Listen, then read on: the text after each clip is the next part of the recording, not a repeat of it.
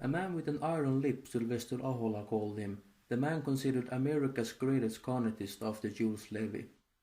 Like the former champion of the instrument, Wäinö Kauppi was of no American descent. Born in Halsua, Finland on December 15, 1897, Wäinö Nikolai Kauppi emigrated with his parents, Antti Kauppi and Anna Nikunen, to the United States in 1890. From New York on they went to Massachusetts and settled down in the little town of Maynard. Wäinö spent most of his adulthood in Springfield. Restless and uneasy, the boy didn't seem to devote himself to anything, until he at the age of 5 picked up his older brother's cornet.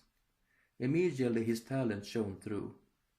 After getting a cornet of his own, Kauppi joined the Imatra band of Maynard. At a concert with the band in 1911, he was triple-tonguing while standing on a chair in order to be seen. Still in his hometown, he performed with the Finnish national band, established in 1910 at the Finnish Temperance Hall in mid-19-teens.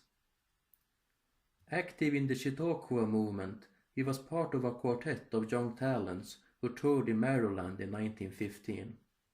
By this point, he had already made a name for himself in America and abroad. At the age of 14, he started playing with Thiel's concert band of Boston. On his audition, one said, he knocked them all out. Already in 1915, Kauppi became a member of Edwin J. McEnelly's dance orchestra from Massachusetts. It took 10 years for McEnelly to reach the recording studios, and then Kauppi was with them as the first trumpetist. Though he left the orchestra in mid-1920s, Kauppi kept doing plenty of recordings with the group. His splendid tones can be heard in records like Take Your Tomorrow from 1928. Sylvester Ahola, a jazz musician of Finnish descent, also a native of Massachusetts, replaced his idol. Probably shortly thereafter, John Philip Sousa included the Boy of Wonder in his famous band, and like many other of his musicians, Kauppi went over to Goldman Band, a New York-based concert ensemble led by Edwin Franco Goldman in 1924.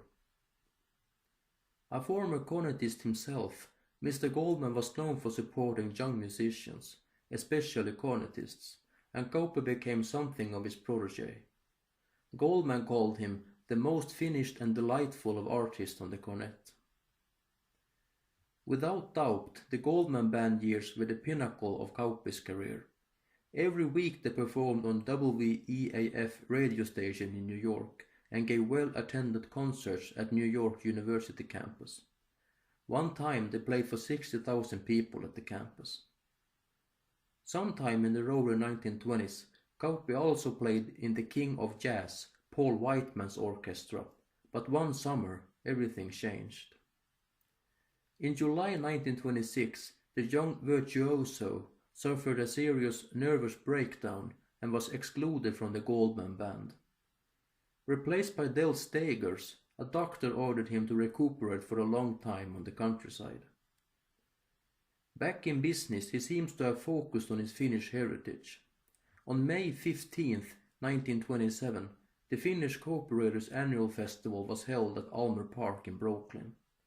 Many prominent Finnish American entertainers participated, among them Brooklyn's Finnish Socialist Club's band and choir, New York's Finnish male singers or New Yorkin laulumiehet, the comedian Leo Kauppi, and of course Wäinö with his cornet, which by the way was a red gold Kahn Victor cornet, at least according to a commercial ad for Kahn band instruments in the Music Trade Review. Already in 1925, he had founded an own Finnish orchestra in New York. Wäinö Kauppi and his Suomi Orchestra made some recordings with Finnish folk songs for Columbia in 1927. Besides himself, its members were William Stein on piano, Urho Östman on saxophone, Ilmari Rönkä on trombone, Louis Boole on violin, and Wäinö Harpet on clarinet.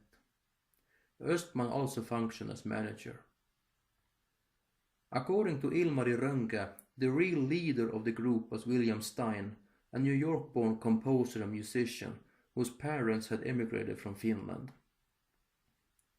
2 years passed until Kauppi decided to leave in 1927.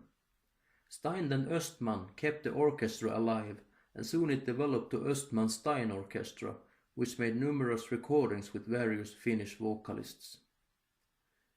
Contact seems to have been re-established between Kauppi and Goldman Band in 1927, which could explain his actions.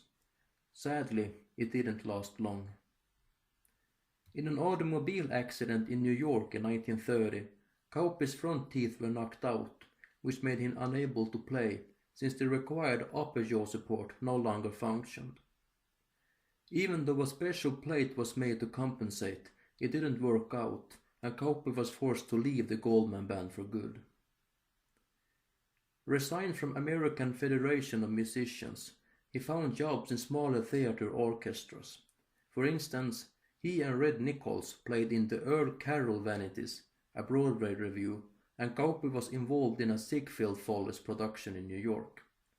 But gone was the spirit, and in the end he only played for his wife. The last witnesses to his ability are 5 recordings which Hiski Salomaa, a Finnish-American singer who enjoys icon status by his audience of today, made in May 1930. According to some sources, after the accident.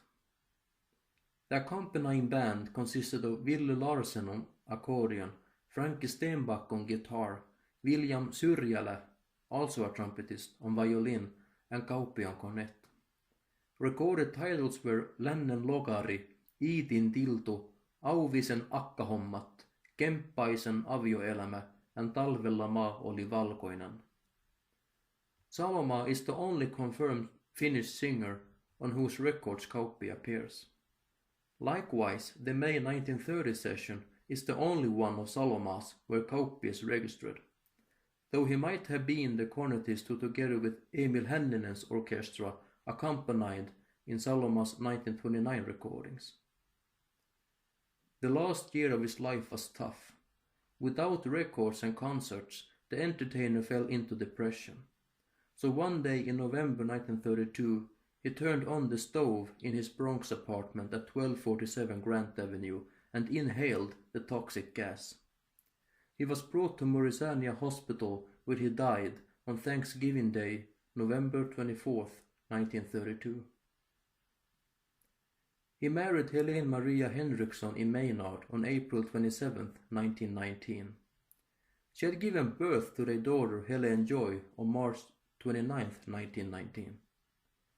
10 years later, on February 6, 1929, he remarried Fanny Maria Heimola in New York. They had no children.